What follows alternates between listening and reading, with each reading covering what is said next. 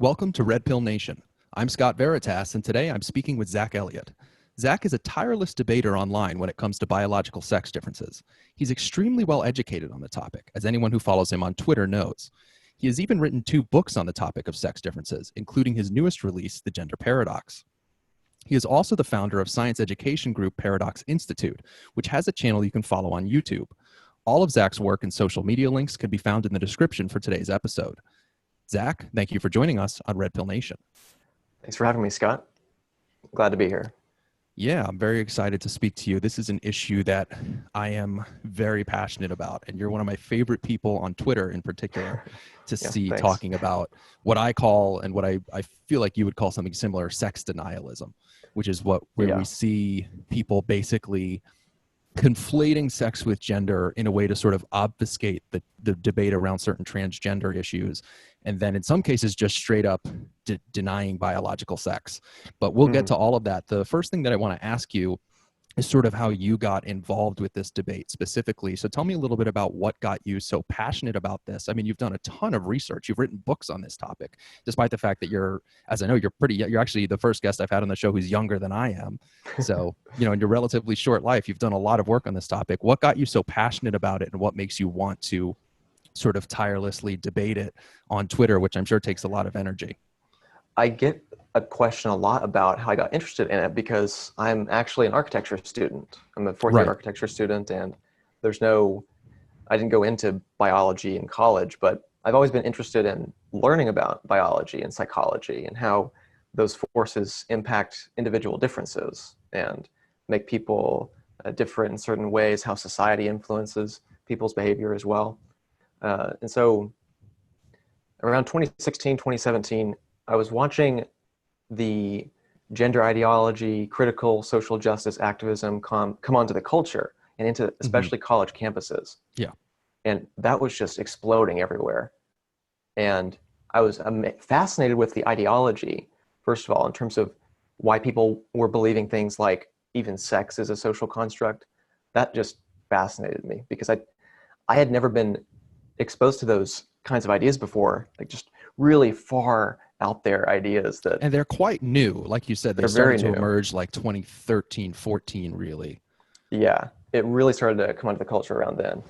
And then in 2017, what really sparked my interest even more in terms of sex differences and biology was this memo that a Google software engineer wrote. His name was James Damore.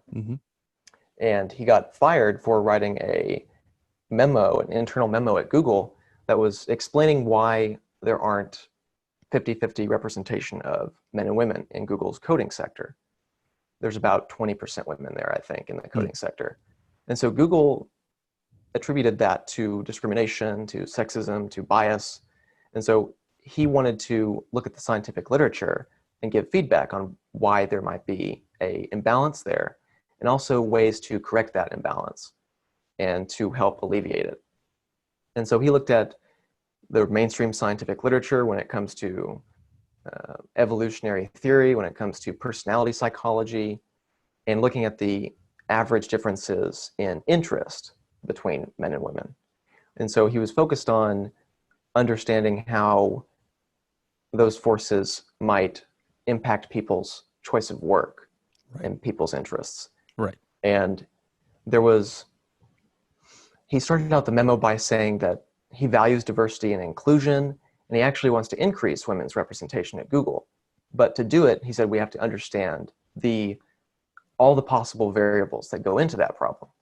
He said he's not discounting that sexism or discrimination exists. He said it certainly does exist, but we cannot get a complete solution to the problem if we only look at it through one variable.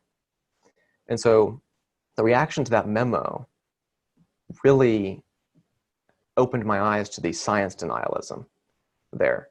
So I was because he was fired, and there was a whole firestorm. I mean, most of the people watching this show probably remember James Damore being fired from Google. It was a whole thing where they did not give any credence to what he was doing, despite the fact that, as you said, he did it in a very tactful, and it came from a good place. He did it in a tactful way, and it came from a good place, but the response was extremely hostile.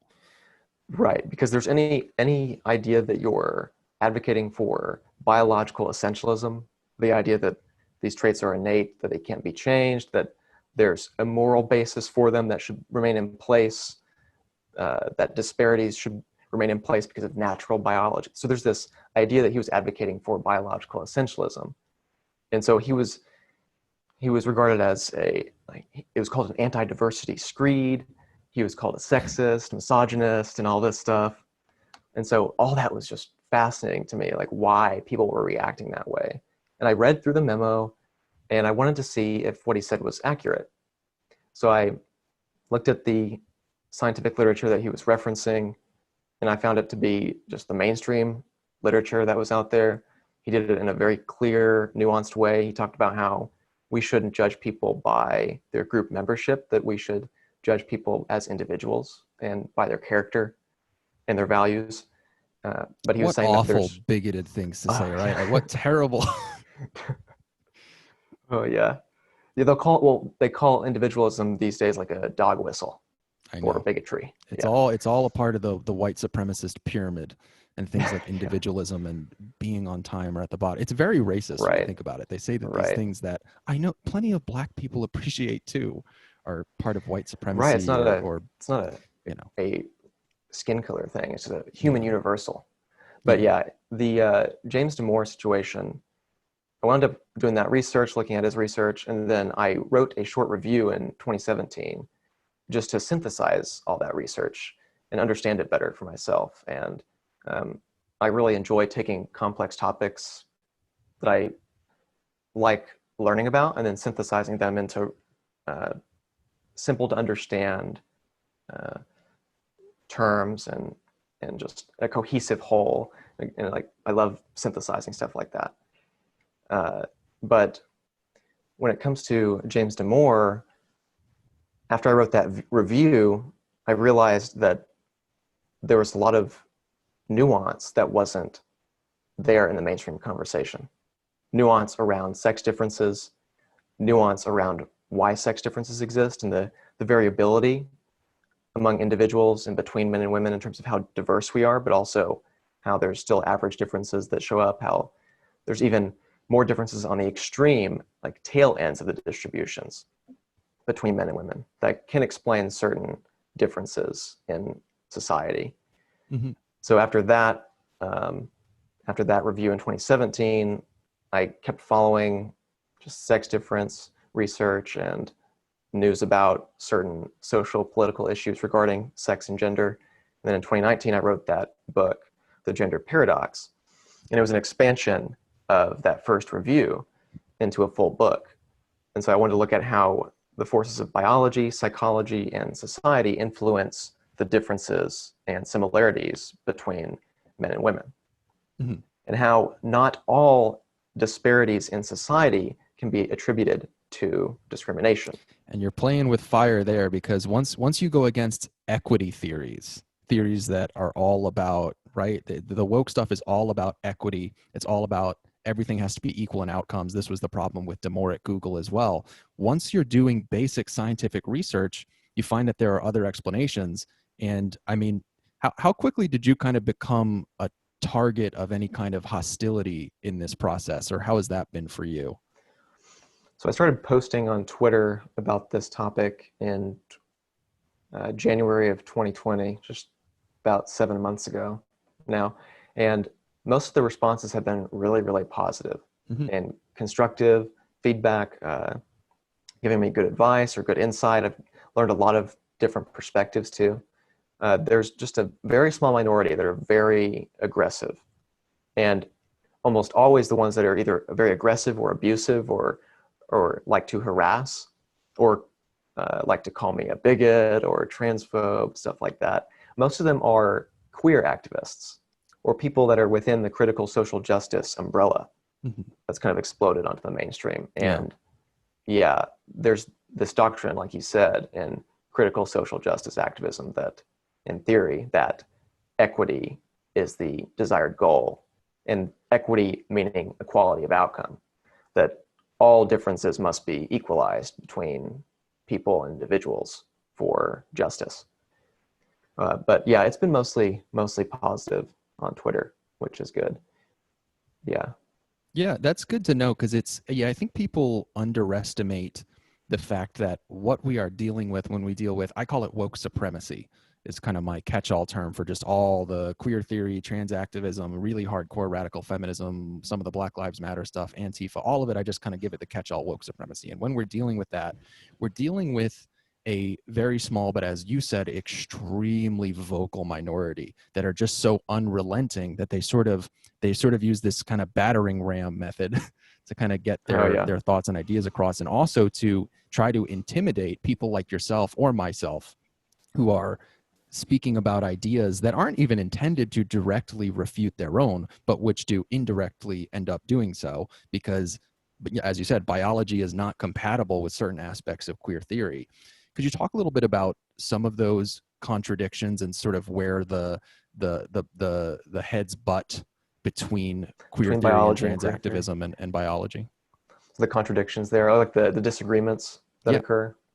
Yeah. So one of the main aspects of queer theory from a theoretical perspective is that the goal is to antagonize and subvert norms.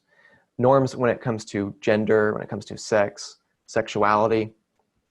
And these norms are viewed as constructed through language. And so there's this idea that the way we talk about these categories constructs the reality, constructs the oppressive structures that exist in society. So the way we talk about male and female as dichotomous is seen as an oppressive discourse that constructs power structures between males and females. They'll say that male and female don't really exist in the biological perspective, but rather that they're just social constructions that are dichotomized, and that things like, or conditions like with intersex conditions, they use intersex conditions to show male and female to be supposedly absurd categories. And so it's a goal in queer activism to queer all these categories, to show them to be absurd and to show them to be oppressive in the way that we talk about them. And that extends to even gender, it extends to sexuality. So with heterosexuality, homosexuality, so both heterosexuality and homosexuality clearly have biological components. I mean, first, we're a sexually reproducing species. Of course, yeah. And they view this distinction between heterosexuality and homosexuality as inherently oppressive because it dichotomizes just like male and female. And so you're basically, they argue that homosexuality is viewed as the other because it's viewed in contradiction or opposition to heterosexuality. Because it doesn't result in reproduction. Right. They might. Yeah, they'll say that the discourse will say that it's viewed as not normal because it doesn't result in reproduction or something like that. But the ultimate goal of queer theory is to antagonize all those norms. So even if LGBT identities, or when they're accepted in society, or if they're seen as normal, queer theory will want to destabilize them and antagonize them, because whatever is normal is in opposition to queer theory. In normal, they do this sleight of hand where there's two definitions of normal. There's the descriptive normal, meaning just that it exists in terms of the amount of people that exhibit the trait, so it's like a normal trait. Or it could be the normal in the sense that it's morally normal. It's like morally right. And so the queer theorists will say that those categories are viewed as normative. It's like heterosexuality is viewed as normative, so morally correct, and that anything in opposition to it is not moral. Or that's how that they say that the discourse portrays it as. And so they want to deconstruct anything that's normal. And it's kind of ironic because queer theory is hard to define because it doesn't even want to define itself in that way, because if it's seen as legitimizing something or legitimizing categories, it's not queer theory. Yeah. I mean, all of it is just the thing that strikes me about this, Zach, is there's such a distinction to be made that I don't think people make between gay rights and trans rights and queer theory and trans activist theory. Because people, I think, hear about these debates and they view it in a very one-dimensional way, where it's like right side of history, wrong side of history, pro rights, against rights. They think of like same-sex marriage, right? That was the debate back not that long ago, like when I was in like high school, when it was just about same-sex marriage. And that was this thing that pretty much a lot of people could get behind. It didn't have anything to do necessarily with like tearing down our norms and heteronormativity and destroying categorizations of sex or anything like that. But it transitioned so quickly to this queer theory thing. Tell me a little bit about, like, was that, how do you think that happened? Like, what do you, that sort of transition from these very easy to agree with gay rights things that were sort of taking hold of the left, particularly in 2012 when Barack Obama became the first president to support same-sex marriage. How did it go in just like 2 or 3 years from these really, really basic rights issues to, we see, the political left in particular throughout the Western world, whether it's the United States, Canada, Australia, or Europe, they've just embraced, in many ways, sex denialism by allowing for things like self-ID, letting, biological males into women's sports, into women's prison units and women's domestic abuse shelters. How do you think that process happened as quickly as it did? You brought up a good distinction between LGBT activism and queer activism, or then the distinction between LGB and trans activism. So when we talk about queer theory, or we're talking about how queer theory incorrectly identifies certain social problems, like it prescribes solutions that are just way far outside of any semblance of reality, like deconstructing sex and stuff like that. The queer theory, when we criticize queer theory, we're not criticizing the same thing as LGBT activism. It's a separate, completely separate thing. And most LGBT people don't even know the details of queer theory and wouldn't even support the idea that their identity is socially constructed and malleable, which ironically, if one believed that to its full extent, would give credence to bigots who would want to change that person in their own way. And so there's queer theory, there's LGBT activism, and you're talking about gay marriage, and that was really part of the mainstream LGBT activism. And then it came to a point in 2012, 2013 that, that gays and lesbians, for the most part, achieved equality under the law in many respects.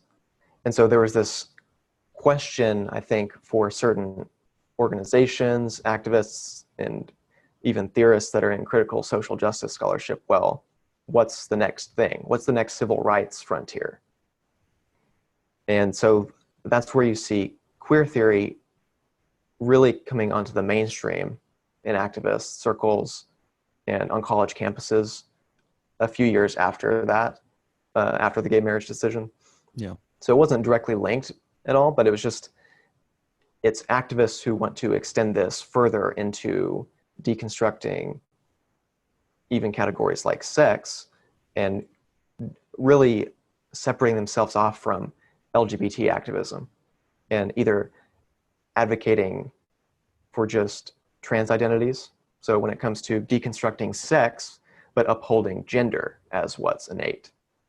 So this like reversal of the classical feminist position that sex is innate and then gender is what's socially constructed.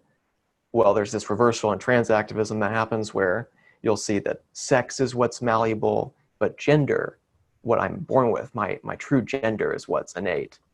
And so there's this weird contradiction too with queer theory and trans activism, where queer theory is all about deconstructing all norms, including gender, which gender is the behavioral expression that's linked to sex. So they want to deconstruct gender, but then the trans activists want to uphold gender as innate. which is strange, and it's very contradictory to queer theory, because queer theory would want to just antagonize any norm that's anything that's categorized.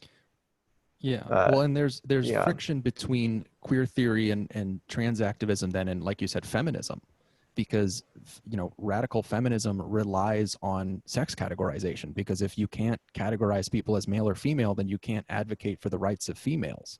What do you think about the kind of the friction that's appeared there, like as far as I've seen, especially as it's kind of come to a head with the J.K. Rowling situation, where she is, to my knowledge, a pretty hardcore feminist and very, far on the left, very woke, if you will. She retroactively made Dumbledore gay in Harry Potter. I mean, this woman, she likes her virtue signaling point. She likes to kind of do that stuff. But even for her, as a feminist, and actually for my last guest, Taya Smith, there's an element of this as well. Feminists are seeing the deconstruction of sex and the denial of sex as a threat to their rights, because if you can't define who is and is not a woman, you end up having biological males in women's spaces, including sports, prison units, domestic abuse shelters, and you kind of just lose the concept of womanhood in general, which is very important to feminism, obviously.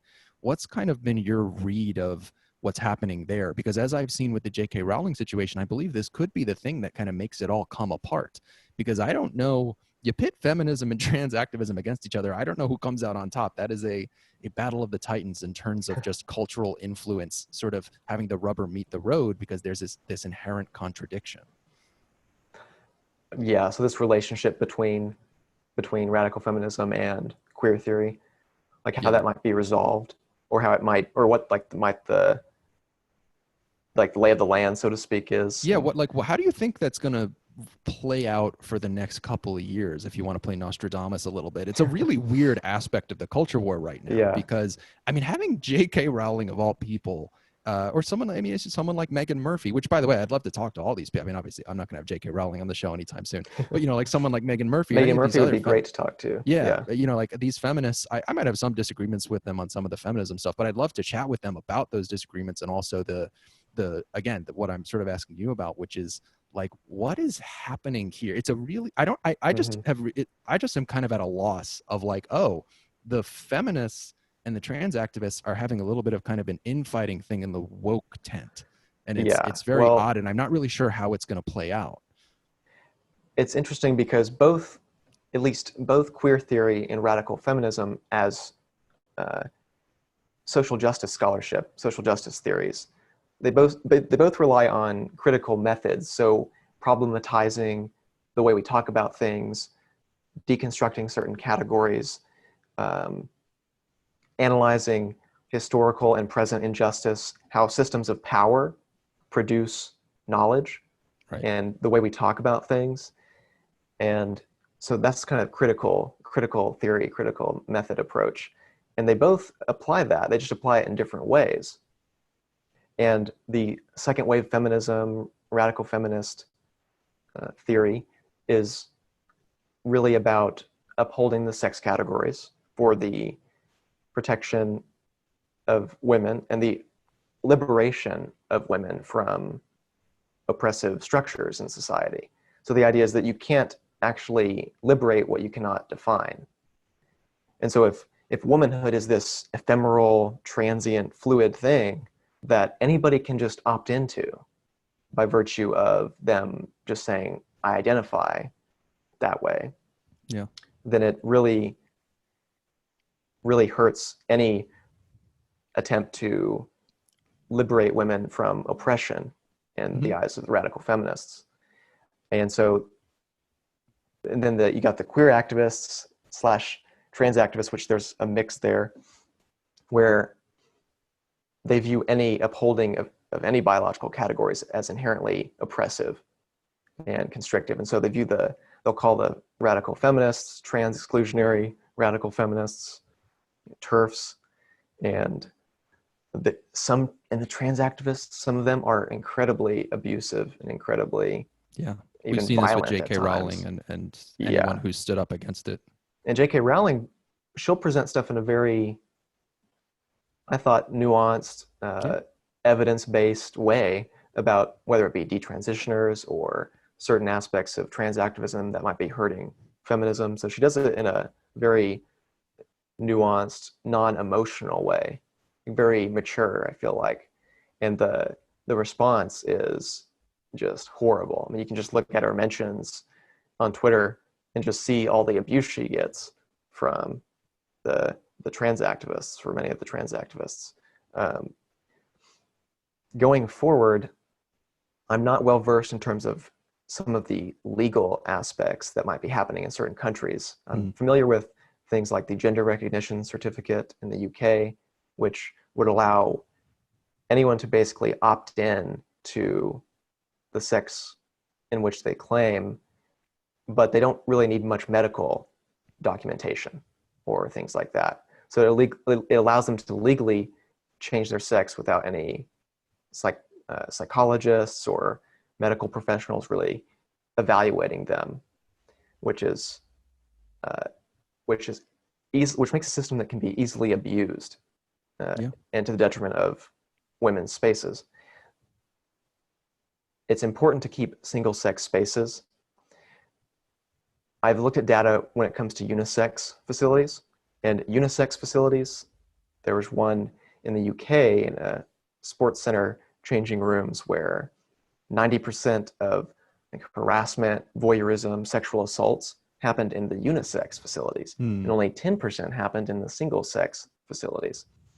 And so my thing when it comes to single-sex facilities, like bathrooms, for instance, I take a more practical approach that there's no way we can necessarily check everybody that comes in to make sure that they're a male or female. I think trans people or transsexuals have been using the bathrooms in which they identify for a long time. There hasn't been really issues. But the problem is when you're able to game the system and claim that you can be in there, let's say somebody files a report against you for harassment or something like that. You can't use your trans identity as a legal defense against that. So by saying, well, I'm a woman, I'm allowed to be in there. It's women's spaces, stuff like that. So there's this balance there where we can be practical about it, but then also not just throw away the categories and pretend they don't exist and pretend that there's no difference in male violence and violent crime when it comes to sex.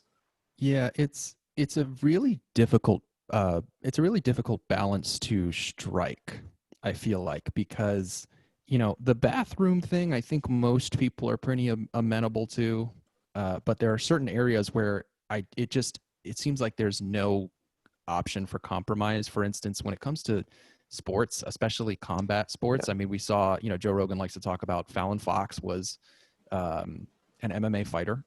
Fallon Fox is biologically male and cracked the skull of a biological female during a bout, or broke her jaw or something. Bragged about it on Twitter. She was thrilled. And, that, I forget the woman's name who had been injured, but she, there was only so much she could say in terms of how she felt about it, because her tongue is kind of caught up in the chill factor of, what we see when it comes to the control of people's speech on this issue, where you can't say anything, even at the point where a biological male has just broken your jaw. And I don't know, I can't remember if in that case, do you know if the woman that Fallon Fox had injured during her bout was aware of the fact that she was fighting a biological male? I don't know. I've heard people say before that there were times, or women saying before that there were times where they didn't know, like these professional. So there were at least some cases. Yeah, there were some cases. I mean, that's an area where, so combat sports, I'm sorry, but you have to be nuts to think that biological males can be facing women in combat sports. And in other sports, it doesn't make sense. I mean, how do you feel about, aren't there certain areas where it's just like the bathroom thing? I think, like you said, there's a sort of a point at which where, okay, so if a crime is committed, then you sort of deal with it. And there's no excuse for that. It doesn't matter if you were allowed in the bathroom or not. You've committed the crime, the harassment, whatever it is. And that's kind of the way you can maybe deal with that. But once you have biological males competing with biological females in sports, there's no real way to balance that out. I know in some cases they try to say if you've had a certain amount of hormone treatment that you are sort of effectively female or athletically female. I've looked at this quite a bit. Yeah. Yeah. Please. About the hormones. Yeah. So there was a literature review that was produced by Dr. Emma Hilton, who's a developmental biologist, and a clinical physiologist named Tommy Lundberg. So they were looking at 11 longitudinal studies of transgender women undergoing testosterone suppression for about a year to 2 years. What they did was they broke down their literature review into three parts. The first part looked at the average biological differences between men and women. So looking at the differences in muscle mass, strength parameters, looking at the differences in the bones, looking at tendon strength and force, looking at the amount of oxygen one can utilize during intense exercise. They looked at cardiovascular differences. And the second part was looking at the male performance advantage over females across a variety of professional sports, ranging from track running to weightlifting to swimming. And so then the third part was looking at how much testosterone suppression reduced those biological advantages. So the idea that the International Olympic Committee proposed was that we should lower testosterone to 10 nanomoles per liter for at least 12 months before competition. So that's the existing guidelines right now. And the problem is testosterone is not just an activating hormone. So by activating means building certain structures that can then be reduced when testosterone is removed.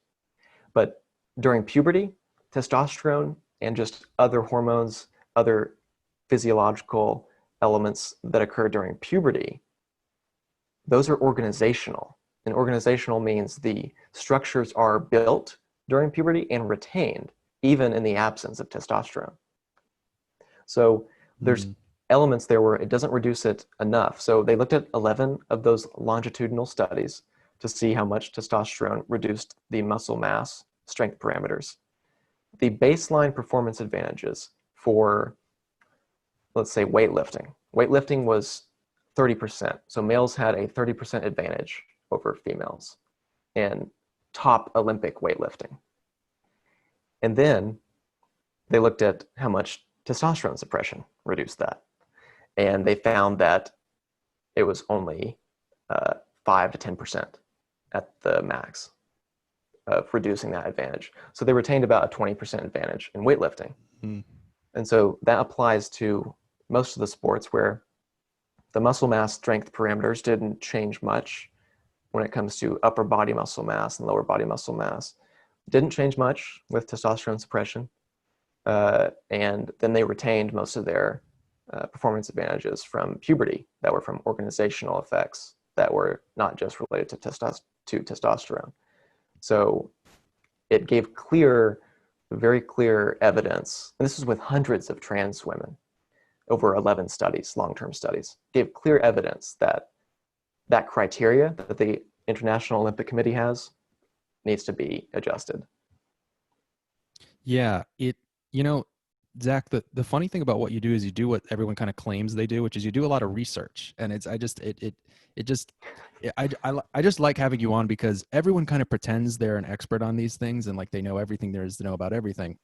It goes all the way back to the thing you said about the Google memo is you kind of did the thing that everyone pretended they'd done, which is you looked at it, you looked at some studies, you actually gave it some thought. Because clearly you've given so much thought to this stuff, especially considering your age is just very impressive. But, not that, we're about the same age, but, I want to ask you about, because what you're telling me is that there's, I don't know what you call conclusive or not conclusive. There's definitely research to suggest that, you're basically saying it doesn't seem all that effective to put there's these good guidelines evidence in place. And yeah. I want to ask on this topic of the research that you've looked at. You're clearly so well read on this stuff. You've written a damn book about it, for God's sake. Isn't there actually some suppression, though, of the science even? Because that's something we've heard. I heard Dr. Deborah So talking about that on Joe Rogan, was that in some cases, the kind of studies that you, Zach, would look at, because you actually want to know the science on these issues, you're doing what people should be doing, which is looking at the facts and the data available. Isn't that actually kind of getting a little dicey do you know anything about this, where I think there are certain studies that they don't want people to be doing because it might give the kind of information that you have that suggests that some of the measures that, might increase inclusivity in sports just don't work when it comes to what the point of the sport is, which is athletics. It maintains this advantage for what at the end of the day are biological males. This goes against, as you said, the queer theory, some of the queer activism, which wants to just have everyone in the same league. I mean, my question is, do you know anything about where we're headed in terms of, because, free speech is an aspect of all of this, in terms of the suppression of the actual research that is the basis of your knowledge base in this area? Well, I was just thinking, with queer theory, the very idea that we'd be talking about biological differences is inherently a categorically violent opposition between males and females. They view it as constructive and oppressive. So yeah, by saying that these things, that whether it's biological differences like in sports, by saying that they're just socially constructed discourses, it gives them leverage to put things into law, whether it be compelled speech or not allowing you to talk about trans women being males and how that relates to sports. So there's a lot of danger there when it comes to speech, for sure, when you view things as social constructs that cannot be analyzed by the scientific method. When you view them as inherently oppressive, then it's very constraining to the society and individuals. It's very dangerous. Once you're censoring science, it starts, and this is where we've seen a transition over the course of the last couple of years. I think of the quote from Eric Weinstein, who coined the term intellectual dark web. And we all, everybody, we all know and love Eric Weinstein. He said, "Get out of my damn lab," on Joe Rogan's podcast. And what he meant by that was, this thing was already this, what I call woke supremacy, of which queer theory is an individual sort of division therein. This thing was sort of rampaging through our society on the cultural front, in terms of the art that we're consuming, in terms of our politics. And then very, very, very recently, the last 2 or 3 years, it really started to affect science.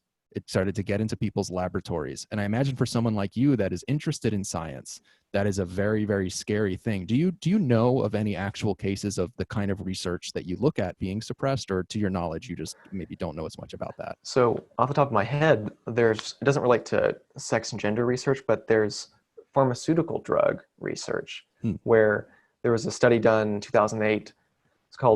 It was by Turner et al. So a handful of researchers looking at the selective publication of 12 pharmaceutical drugs and their efficacy. And so with these drugs, they were looking at across 12,000 patients, and they looked to see how the FDA reported the results of the studies. And 94% of the studies were reported as positive. The studies that were published were positive when it came to these drugs. So from that, just looking at the scientific published research, looks like those drugs are doing just fine, and that they should be prescribed. There's no problem there, really. And well, it turned out that only 50% of the studies that were done showed that these drugs were positive, and the other half were not published, the ones that were negative. And so there's definitely this bias that's really dangerous when it comes to scientific research, whether if money is involved in it or political issues are involved in it. And I'm sure this has happened with topics around sex and gender. There's one thing I remember, it might be either related to detransitioners or related to some type of trans-related sex research that was pulled by editors of a journal recently because it got so much anger from activists just yelling about it online and probably emailing the editors, and maybe, I don't know if they were threatened or anything, but it was pulled. Yeah. And that's really dangerous too, when editors for scientific journals start pulling papers because they get a bad response from the mob. And that just turns into majority rule, or people that are the loudest people get to determine what you publish. And it's super dangerous for. Yeah. Yeah. And it often isn't even majority rule. There's actually, it's what I call the tyranny of the minority. Because like you said, it's just the loudest voices. Because we all know, I mean, most doctors, most men and women of science who've done the reading that you've done probably know that a lot of this stuff needs to be rethought, or we need to change the way that we discuss it and put some guidelines in place that prevent, again, a situation like Fallon Fox breaking a woman's jaw. You know. Yeah. And it's under the guise of social justice and compassion but then you're not dealing with the conflict of rights appropriately at all. No. Yeah. And it's because you have the one group that is shouting so loudly for their rights. And I feel like we don't have people standing up enough because it's just thuggery. Like, people are afraid to, I mean, honestly, what you're doing, what we do, just the two of us, in saying things. I mean, you focus very much on the sex differences. I focus a little more broadly on politics, but what we do is dangerous for ourselves. I mean, have you had, I know you mentioned on Twitter, it hasn't been, that much of a problem, which I'm glad to hear you're not getting, an overwhelming amount of hate. Although, like you said, I'm sure qualitatively the hate that you do get is pretty darn nasty, but that is what it is. You just throw it in the trash box. Yeah, you just ignore it, or you quote tweet it and you show your followers what's going on. Yeah, and then you just go like, this is what, this is the opposition. So I think we're in good shape. But I want to ask you, in your personal life, so you're a little bit younger than me. You're a young guy. As I understand it, we're about the same age. In my experience, people that are close to our age, in their early to mid 20s, they're pretty engaged in the sex denialism stuff. I find that our generation there's kind of the cohorts of people like you and me who will kind of speak up against it. There's the people who are kind of in the silent majority. And then there's a pretty big proportion of people under the age of 25, certainly, who are pretty down with queer theory because, like you said, they kind of believe it to be social justice. It's the next frontier in civil rights. They want to be on the right side of history. Have you found it difficult? Are you in college right now? I am. Yeah. So have you found it difficult to architecture student? Yeah. Okay. So you're a senior, and during your so you're in the perfect place for me to kind of ask. I mean, being at university, have you found it difficult just making friends, talking to people about that? Has there been any personal backlash, or has there been any negative experiences on the personal end? So for the most part, it's been positive. I mean, I haven't been just totally open about sex and gender, talking about that to people. Right. And it's not really relevant to the specific study, in architecture that we're doing. Right. But and I developed really close friendships from the beginning, and I found that I had quite a bit of diversity in my friendships. So in terms of political diversity, religious diversity, and we get into good discussions sometimes too. Like it was never, even when we disagreed, it was never like hateful or super personal. It was usually understanding, and I guess maybe it's partially due to just the field being in studying architecture. I mean, I'm sure there's people that might not be as accepting or open to discussing different ideas, but it's been mostly positive, and usually people are interested in at least discussing the topic too. And I've had people that agree with queer theory. I've had people that are against this woke ideology too. So it's surprisingly diverse. And I'm in Oklahoma, and it's surprisingly diverse. So just a range of viewpoints. Yeah, it sounds like you're surrounded by good people. And I always say that's, is kind of surround yourself with people that can have a conversation with you. I'm glad to hear that it hasn't really affected you personally. Critical just considering thinkers, your age, just because for me, when I was in college a few years ago, I was very much in the student journalist cohort. And it got very interesting. Let's just put it that way. Yeah. I try not to give too much personal information about myself because I don't want to get doxxed, but I had some very interesting experiences with fellow student journalists at my school. And also I was very involved in politics. So I was dealing with, on a personal level, the people who are really, really passionate about the stuff. And in many cases, their career kind of hinges on it. Yeah. So, the world of journalism and democratic politics, which I was involved in, is quite a world. Speaking of that, I mean, where do you consider yourself sort of politically? Are you more on the left, more on the right, more in the center? Would you consider yourself kind of on that spectrum at all? So it's hard to narrow down. I would at least say that I consider myself a universal liberal. Mm-hmm. So somebody who believes in free exchange of ideas, in certain values of limited government, free speech, compassion, empathy towards others too. And so there's like balance there, and having a liberal ethic. And there's certain values I have that would be considered more conservative, some values more liberal. And I can't really narrow myself down to either, just to one neither thing. It's I. kind of a broad, yeah. And at this point, neither can I. Yeah. And it really depends on what situation you're in or the context, in terms of sometimes it's good to be more conservative if you're conserving certain values, or more liberal in terms of championing certain changes in society. So it really depends on the values that you hold and what context that you're applying them in. And so there's a good quote, I think, from Brett Weinstein, where he was talking about, you want to get to a point as a liberal where you achieve the goal of, whether it's a policy or something like that, or get close to a goal where you can say that now we can conserve that important value. So like free speech is something that you don't want, that shouldn't be changed. It should be conserved. Same with the scientific method being conserved and not eroded away like we see with critical social justice activism. So, yeah. Yeah, it's the thing about it is that it's so inherently about tearing things down. You talked about this earlier, that everything needs to be torn down because it's normative, because it's oppressive. There's very little that is seen as worth conserving. It's sort of this, it's like I think I want to credit, Ben Shapiro has called it disintegrationist. It's not really liberal. And I think the reason I asked you your political leanings is because I was curious how you oriented yourself towards how this thing has really appeared on the left. And there's been kind of a reaction on the right, which may or may not have led to the election of Donald Trump.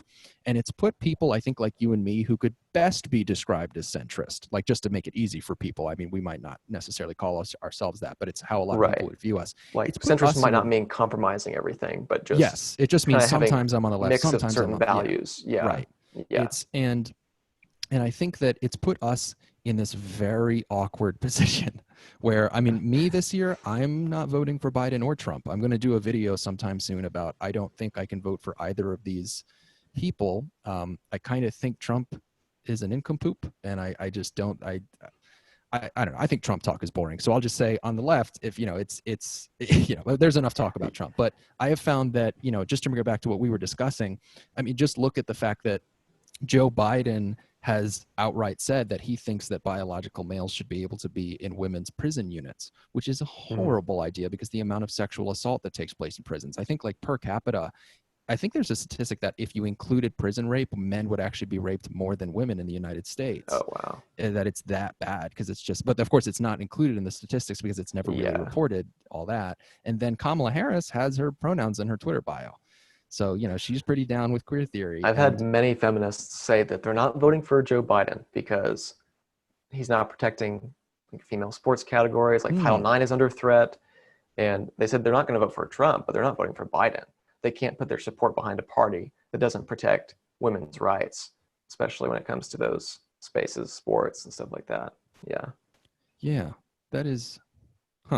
Again, I find the rift between feminism and trans activism very interesting because it's very hard to predict where it'll go. If I had to put my hands on the crystal ball and try, I think feminism is going to get redefined. I think it's going to get kind of rolled in the same way trans activism kind of gets rolled in with Black Lives Matter. It's not just Black Lives Matter, it's Black Trans Lives Matter.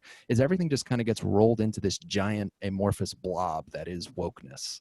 And I think, unfortunately, we're going to see that. And we are seeing feminists become pretty upset about it because their ideology, just like liberalism and progressivism as concepts, were kind of hijacked. We're right. seeing, so they have like double meanings. Yeah. And it's funny how it's just like every group is kind of getting alienated. And I suppose my hope, as someone who desperately wants to see woke supremacy eliminated from our discourse as quickly as possible because of how destructive it is, its destructive potential is just unimaginable. I'm hoping that they will alienate enough people that it just becomes an unsustainable ideology. That's what I've been thinking too. Like maybe it will burn itself out. They'll show themselves, like they'll show the true colors, and it will burn itself out, and people will stand up to it.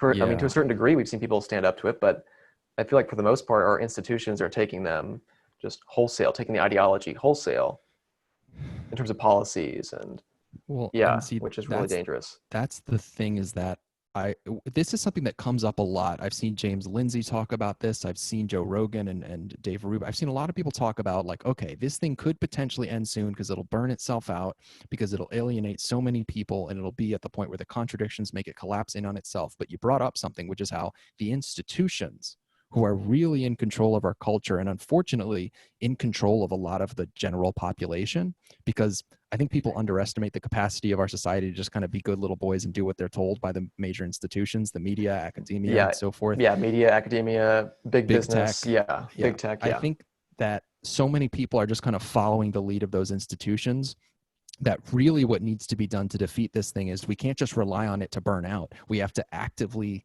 I hate to put it this way, we kind of have to undermine those institutions and replace them with something better. You know, I always say it's like the Obamacare debate. I don't believe in just repealing and not replacing. I'm for repeal and replace the institutions. We need to take down the mainstream media, and then, you know, instead of Anderson Cooper, it's Joe Rogan. And then we need to take down academia, and it moves to maybe more of a, I mean, look, you've educated yourself on biology sort of beyond your academic practices. So there's just an example right there of how people can learn things and become very learned and well-read in something without the use of the academy.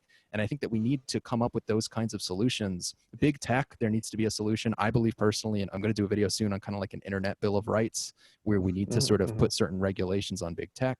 But I think the institutions need to be pretty directly attacked by those of us who are kind of resisting this woke supremacy thing. Because if we rely on it to just burn itself out, what we're going to find is that if we're not actively fighting against it, the institutions are just going to keep ramming it down people's throats. That's why I felt like I had an obligation to, like after the research that I did, and aside from it being a creative endeavor and it's very interesting, I felt like I had an obligation to share what I learned and speak out against the science denialism, especially when it came to sex.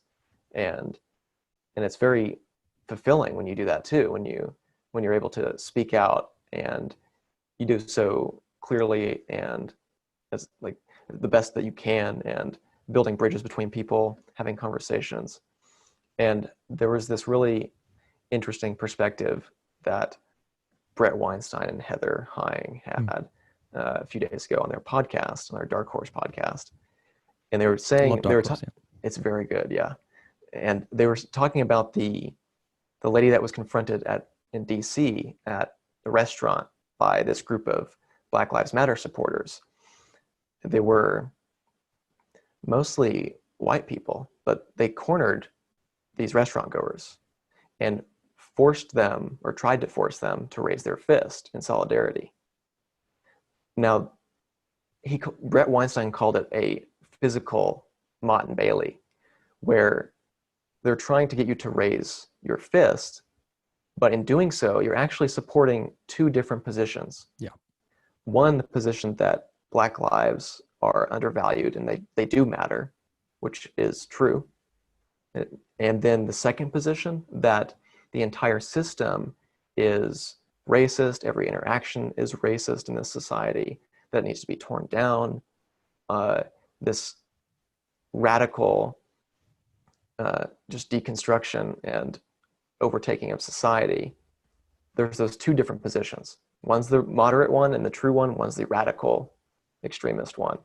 And when they get you to try and raise your fist, if you do raise your fist, you're basically saying implicitly that you agree, or that you submit, that you will do their bidding, basically, gives them power over you.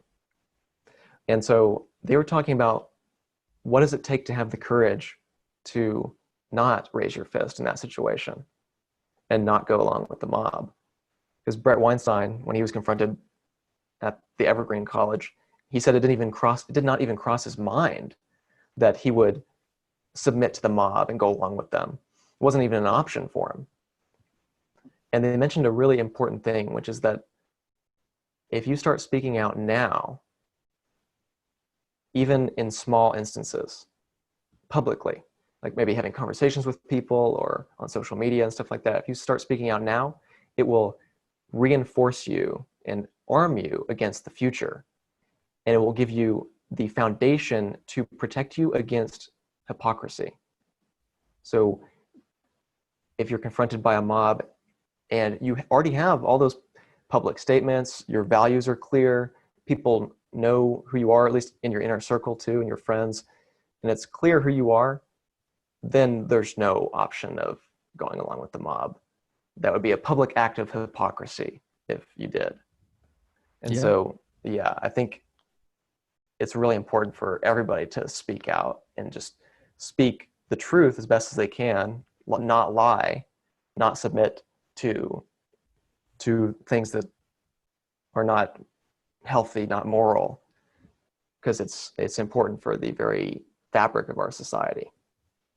Zach, it's funny. The last question I usually ask on this show, there's one question I ask all my guests, and it's, what should people do about this? And you've answered it perfectly. That's like the perfect way to end today's show. Is there anything you want to expand on, though? I mean, I will ask the question directly. You kind of already answered it, but is there anything else you want to say just on the notion, as we kind of head to the conclusion of today's show, of just, what people need to be doing? Or, I mean, you can also just leave it at, I thought you spoke very eloquently before, but is there anything you want to add in terms of what people need to be doing to fight back against censorship, to fight back against what I call woke supremacy, sex denialism, these things that have really bad real world consequences? Is there anything else in terms of concrete solutions that you see that people should be taking part in? Because that's kind of part of what I want to make this show about. That's why I call it Red Pill Nation, is I'm encouraging people to take the red pill and evangelize a little bit, talk to people about it. But do you have any more thoughts on that? Well, I mean, I think the clearest one is what I just mentioned, is to really speak out, even in minor situations that don't seem that important. And be accountable to yourself, like you were saying. Be accountable to yourself, hold to your values that you believe in, hold to what you know to be true, but also don't be afraid to adjust your beliefs based on evidence. So you're open to evidence. So you're constantly pursuing the truth. Doesn't mean you'll know everything or always have all the truth at your disposal, but always working towards that and being open. The problem with critical social justice activism, is that it constrains the truth, suppresses the truth. It doesn't want people to explore and to be open to ideas. It wants to control the narrative. It wants to oppress, subjugate people, sometimes literally, as we've seen. And so I think the important practical thing is to, at least in all conversations, be truthful, but do it with dignity and respect as well, and compassion. And be as nuanced as you can. And don't let any ideology or any very constraining ideology take hold of you. You have to be always open to new ideas. That's, I think, the most important thing practically. Other things is, I guess, would just be reading different perspectives, following different types of people. I listen to people from across the political spectrum that are center right and center left. And that's been very helpful too, kind of widening my perspectives, developing my ability to have conversations with people I disagree with. And I love it. Thank you, Zach. And before we go, and I want to say, I think that's all. I love asking people that question, just because those are all really good pieces of advice. And the one thing I'll add is, you called it a Mott and Bailey before. Don't be afraid to call a Trojan horse, because that's another way of putting it. Is when somebody asks you to do something and you think maybe that on a subconscious level you feel it, or on a conscious level you feel it, that they're asking you to do something other than what they're technically asking you to do, don't be afraid to point that out or to incorporate that into your behavior. Like, under no circumstances should you be forced to do something. I mean, even if you supported the movement, feel right. Yeah. If it doesn't feel right, yeah, like, even if you support the movement, you don't get to tell people what they can or cannot do and what they can or cannot support. Yeah, and that was another part of the Dark Horse thing, was they were talking about, I can't remember if this is from Dark Horse or just something I saw on Twitter, which is people who have good ideas and good values and have good intentions don't treat you that way. They don't intimidate you into supporting their mission. So when people treat you like that, you got to do what that woman did at the restaurant. There was a woman who said, I mean, you can't really hear what she's saying, but she's kind of putting her hands up like, I'm not doing this. I'm trying to eat dinner. But anyway, Zach, the only other thing before we go is there anything you want to promote or plug? All your social media and stuff is going to be in the description, but is there anything else you'd like to promote before we sign off? That's all. That's all. Yep, all thanks right. for having me. Yeah, thanks everyone. Please, go follow Zach on Twitter. Find him on Twitter. Go check out Paradox Institute. Check out it's the Gender Paradox on Amazon. You can get it on Amazon. Yep, Amazon. Yeah. And check out his stuff. Yep. Yeah, and thanks to everyone for listening. This is Red Pill Nation. I'm Scott Veritas, and I'll see you next time.